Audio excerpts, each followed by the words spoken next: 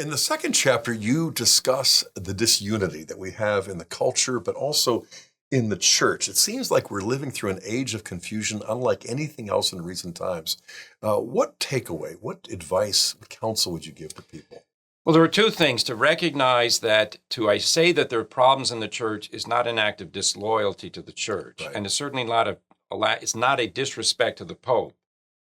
Sad to say, Pope Francis, who we admire and pray for and love, he has done some things which make us scratch our heads, and quite frankly, were never done by previous popes. Right. Amoris Laetitia, the death penalty, Abu Dhabi's statement that God wills all religions, things of this sort. And even the mode appropriate, but we might... Well, we'll talk about the Latin Mass too. Yeah. But no, in other words, he's done things that directly contradict what his predecessors said on a doctrinal level. So how are we supposed to interpret it? I go into that in the book, Right. try to explain it. And again, the appeal is not to, this priest says that one says that, you pick who you want to follow. The appeal is the Lord Jesus Christ revealed to the church his truth.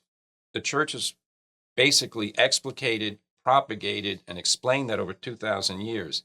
When things come along that don't fit in or don't seem to fit in, we have to sit down and do our homework, find out where it is. So that's what I try to do in the book. And what you're doing in this book is what everyone needs to develop almost as a habit, to habituate this sense of the supernatural. A supernatural sense is what enables us to rise above right-wing, left-wing, conservative, liberal, to recognize, supernatural common sense, that what we have in the church, in these sacred mysteries, are what you can't find anywhere else in the world, and yet they're here for the salvation of the world and for our own souls and for us to become saints and nothing less. And if we keep our eyes really focused on Christ, that supernatural sense, that supernatural common sense, I think will become more and more of a habit for the faithful.